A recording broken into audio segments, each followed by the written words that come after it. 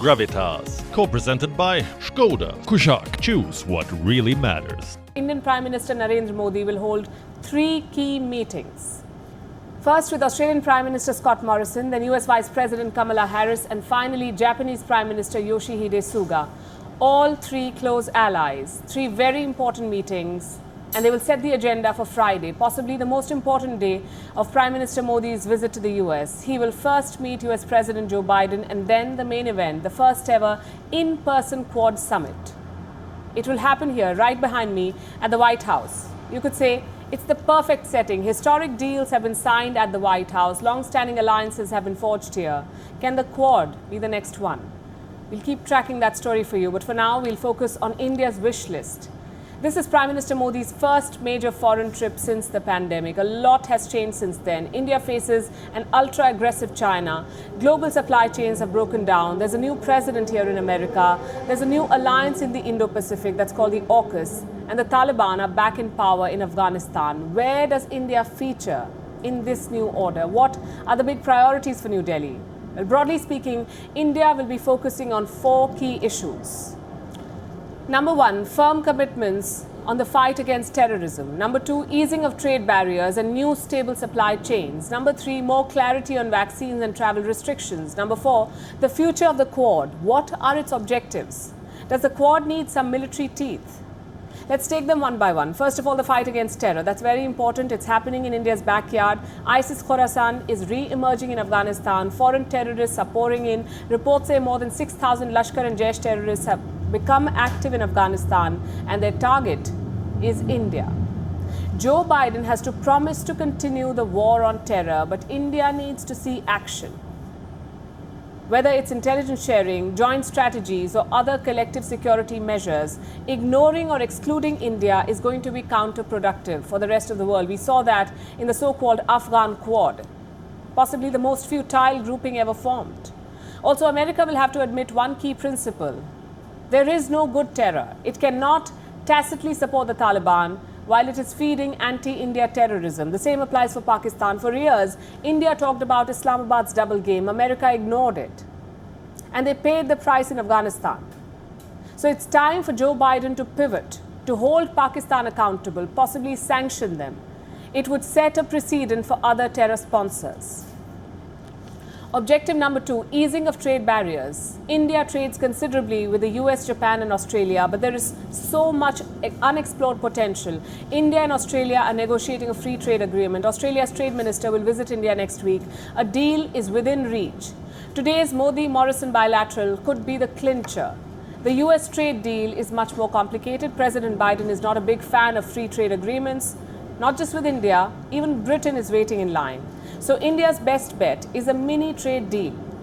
But there's no guarantee. Both sides have too many sticking points. India wants to export more automobiles, more engineering components, agro products. What does the US want? More access for their dairy and farm products. But here's the problem. Agriculture is a highly protected industry in India. It employs 45% of all Indian workers. The US must be sensitive to this reality. India will be pushing for minor breakthroughs though. Perhaps a restoration of the preferential tariff system, what we call the GSP. Joe Biden's trade policy is basically Trump light. He needs to abandon this protectionist mindset because trade is vital to any relationship. India's objective number 3, some clarity on vaccines and travel. You know, Britain is welcoming tourists from next month. So will the US from November. But the process is very complicated, or in some cases it's unfair. We told you about the UK yesterday. They recognized Covishield, but fully vaccinated Indians will still have to quarantine. So what's the point? Nobody travels abroad to be stuck inside a room for 14 days. That's the opposite of free movement. So here's what India wants. Mutual recognition of vaccine certificates. It's very simple, really. You recognize our certificate, we recognize yours. Now here in the US, this decision will be taken by the CDC. They're okay with any vaccine approved by the World Health Organization. So technically, Covishield should be fine. But like I said, the issue here is clarity. A common global system would be perfect. And that's what India is pitching for. Objective number 4, a roadmap for the Quad. You cannot be an emerging alliance forever. It's been 14 years. Eventually, you will have to stamp your authority. The Quad has not done that so far. They've discussed climate change, they've talked about COVID-19, cyber security, but no mention of China. Every alliance is defined by its rival. The NATO had the Warsaw Pact. Today, it has Russia and China. Who is the Quad's arch nemesis? Does it even want one? Is it prepared to name one? This summit is a good chance for the Quad to define itself, its ambitions, its mission, possibly its rivals. And this clarity must come from the US. Does it see the Quad as a military alliance or just as a regional platform for Indo-Pacific democracies? India needs this clarity too, to forge new alliances, to tweak its defense strategy, to determine a robust Indo-Pacific policy. Same for Australia and Japan. And this confusion is not helping anyone. So if the Quad has no military ambitions, it must pursue other agendas like creating new supply chains or joint action on cybersecurity and infrastructure. If not, it could lose relevance.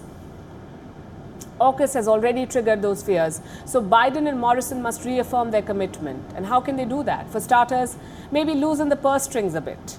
More joint projects, more investments. Basically, show China that they are invested in this alliance. They'll put their money where their mouth is. It won't be easy. America is being called the serial backstabber. Prime Minister Modi will want guarantees from Joe Biden. Remember, India has historically followed a policy of non-alliance. So siding with the Quad was a big risk, a big shift too.